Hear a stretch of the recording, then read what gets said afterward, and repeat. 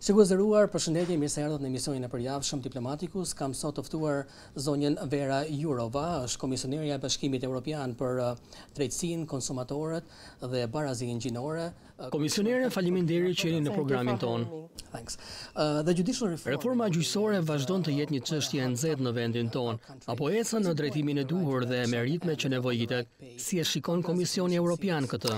I have a very strong feeling that it's going in the right direction. However, there is still a lot of work ahead of the government and judiciary and prosecution institutions. Kam një ndjenjë vërtet të fortë që po ecën në drejtimin e duhur edhe pse ka ende shumë punë përpara nga qeveria dhe nga institucionet e gjyqësorit dhe prokurorisë. Shikojmë procesin e vetingut që ka nisur dhe po vijon, që është sensitiv, i vështirë, por i domosdoshëm. Fola madje për këtë edhe me kryeministrin Rama.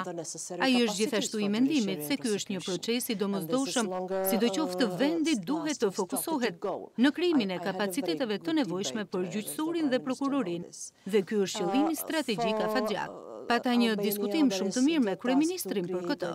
Shqipëria ka detyrën që të themelojë institucionet e reja, të nisë prokuroria kundër korrupsionit, duke ju kthyer çështjes së kapaciteteve, të rritet kapaciteti i shkollës së magjistratëve dhe shumë të tjera. Në një afat shumë të rreptë, sepse ne duhet të shohim progres të prekshëm deri në qershor të vitit të ardhshëm, që do të na lejojë ne që të nisim bisedimet për antarësim. Which will allow us to start the accession talks. Talking about the progress. Duke folur për progresin e reformës, gjatë një interviste të fundit, presidenti i vendit Ilir Meta nënvizoi se përfaqësuesit e Bashkimit Europian mund të kishin bërë më shumë për të përshpejtuar zbatimin e reformës. Cili është opinioni juaj për këtë? Well, it's the state implementing the reforms. It is the sovereign state, which its sovereign competences and its political goal. I am sure that është shteti që i zbaton reformat, është shteti sovran me kompetencat e tij sovrane dhe me qëllimet e veta politike. Jam e sigurt që procesi i reformimit të gjyqësorit dhe prokurorisë është shumë e rëndësishme në mënyrë që të rritet besimi i shqiptarëve në këto institucione që janë themeluar për të dhënë drejtësi për njerëzit. Nuk mund ta imagjinoj që Bashkimi Europian mund ta bëjë këtë në vend të shtetit apo për shtetin, por ajo çfarë Bashkimi Europian në mënyrë të vazhdueshme po bën, dhe kjo është arsyeja pse unë ndodhem sot në Tiranë, për të ofruar mbështetje, për të ofruar ekspertizë teknike, për të ofruar fonde dhe mendoj se nëse menaxhoni këtë bashkëpunim të ngushtë, rezultatet mund të shikohen shumë shpejt në Shqipëri. The results could be seen very soon in Albania. Are the Albanian government and the opposition? A janë pozicionuar mirë qeveria dhe opozita shqiptare përballë këtij procesi? Si shembull, ligji për shkollën e magjistraturës është ende në pritje, për shkak se opozita po e bojkoton atë. Well, I always try not to interfere into the domestic politics, but I see it from the perspective. Unë përpiqem gjithmonë që të mos ndërhyj në politikën e brendshme, por e shoh atë nga perspektiva e parimit se nëse vendi ka nevojë për kapacitete, për një gjyqësor dhe prokurori funksionale, mënyra logjike atje është që të rriten kapacitetet e institucioneve arsimore. Dhe unë do të thoja se kjo nuk është një çështje dypartjake.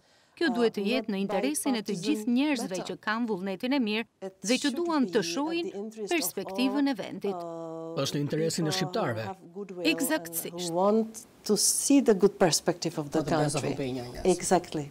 To what extent do you think? Deri në çfarë mase mendoni se vonesat në ngritjen e Këshillit të Lartë të prokurorisë dhe gjyqësorit po pengojnë procesin e reformës?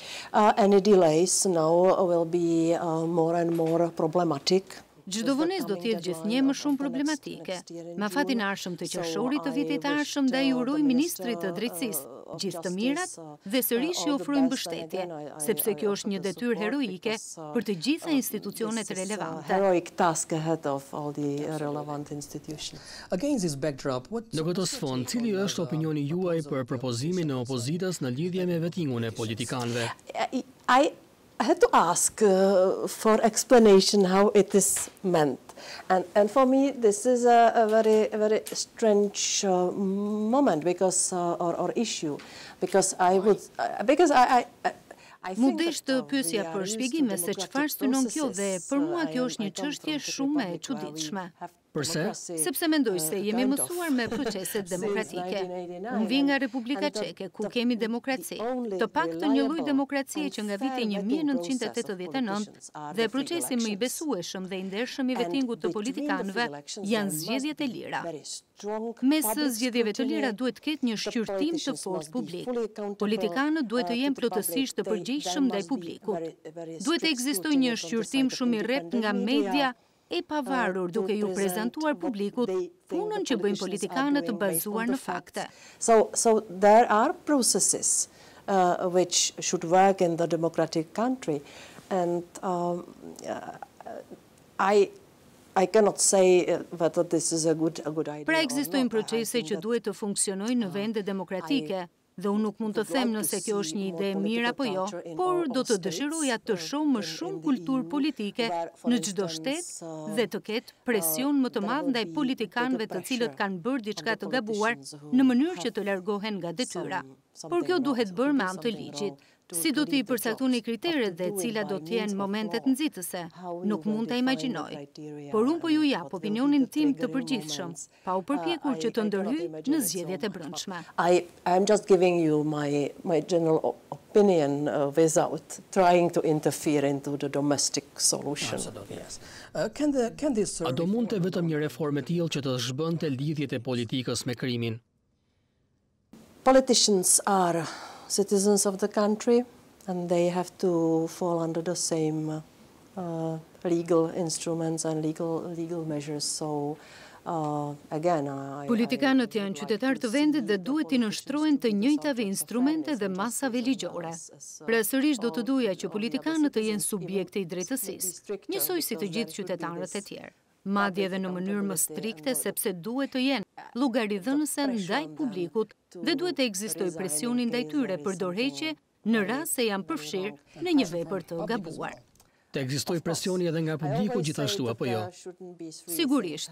Unë gjithmonë them se tre gjëra nuk duhet të bëjë një politikan: të kapet duke gënjur, të jetë qesharak dhe të jetë i padukshëm. Te pika e parë mund të gjenden edhe aktivitete kriminale që nuk duhen toleruar. Possible criminal activities which should not be tolerated. Komisionerja, siguria njerëzore fatkeqësisht është ende një problem në Shqipëri, duke përfshirë sigurinë e gazetarëve. Cili është komenti juaj mbi këtë temë? This is a big issue. We discussed it yesterday with the ministers and also with the Austrian presidency. For the EU, this is now a big issue because we have two murdered journalists. They very probably were murdered because of their work. Ky është një problem i madh. E diskutuam një ditë më parë me ministrat dhe gjithashtu me presidencën austriake të Bashkimit Europian. Edhe për Bashkimin Europian është një çështje problematike, sepse kemi 2 gazetarë të vrarë. Ata me siguri u vran për shkak të detyrës. Kemi shumë sulme online ndaj gazetarëve. Ekzistojnë shumë kërcënime ndaj gazetarëve, si dhe sulme shumë të rënda verbale dhe fizike. Dhe gjithmonë i nxis autoritetet ligjzbatuese në vendet anëtare të BE-s që t'i kushtojnë vëmendjen e nevojshme këtyre rasteve, që të mbrojnë gazetarët. The EU has very limited legal competence over the world of media. So we can recommend, we can ask the member states to do more, and definitely what we are doing, and also we heard it from Mr. Juncker in his speech. Bashkimi Europian ka kompetenca shumë të limituara ligjore mbi botën e medias, kështu që ne mund të rekomandojmë. Mund të u kërkojmë vendeve anëtare që të bëjnë më shumë, dhe ne dëgjuam edhe nga zoti Juncker, në fjalimin e tij që nuk duhet të tolerojmë sulmet ndaj gazetarëve, sepse nuk dua të jem patetike, por sulmi ndaj gazetarëve është sulm kundër demokracisë.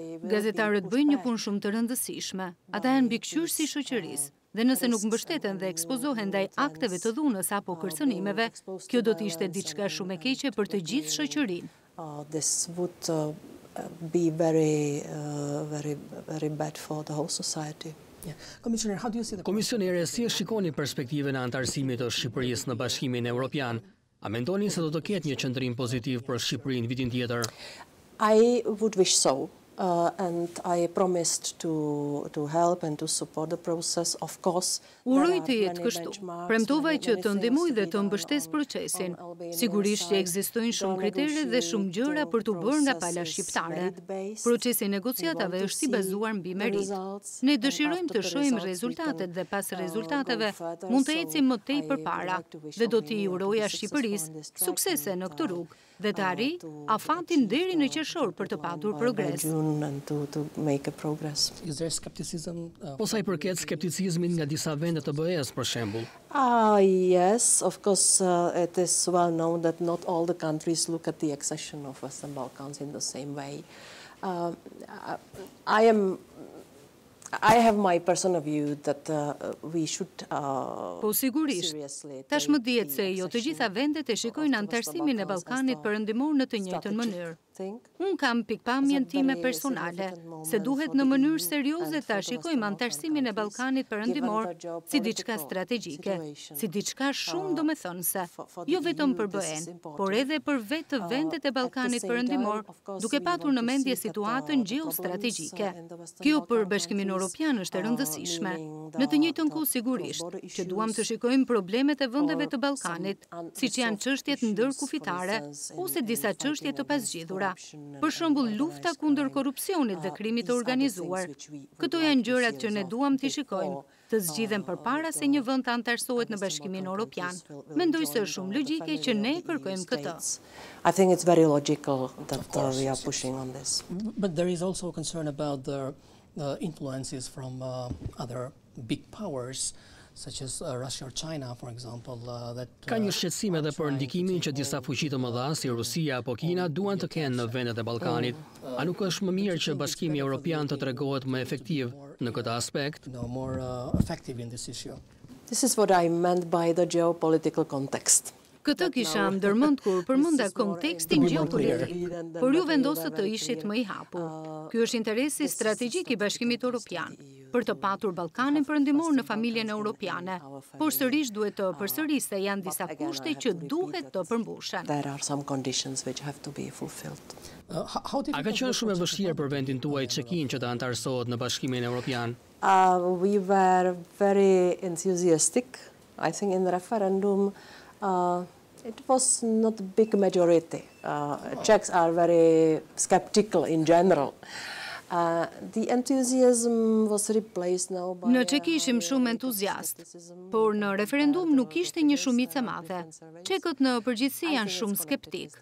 Entuziazmin ja lë vendin nivelit të lartë të skepticizmit dhe besoj se ka të bëjë me disa pjesë të legjislacionit që Bashkimi Europian miratoi dhe që çekët nuk I pëlqyen dhe që kishte të bënte me prodhimin e ushqimeve dhe disa gjëra që të gjithë I kuptojnë, por jo gjithmonë janë të lehta që të zgjidhen, sepse nëse unë shkoj në Republikën Çeke dhe u shpjegoj njerëzve se sa e rëndësishme është reforma që unë po bëj për të luftuar aktivitetet kriminale, ndoshta mund të ketë interes vetëm për 10% të popullatës, ndërsa pjesa tjetër e popullatës ka shqetësime të tjera dhe mendoj se është një nga dobësitë tona, se nuk mund t'i shpjegojmë popullit, të cilët mund të kenë një jetë të vështirë, mund të kenë humbur vendin e punës, apo mund të kemë patur krizë financiare për të shpjeguar njerëzve që Bashkimi Europian është mbrojtësi të drejtave të atyre personave që kanë probleme.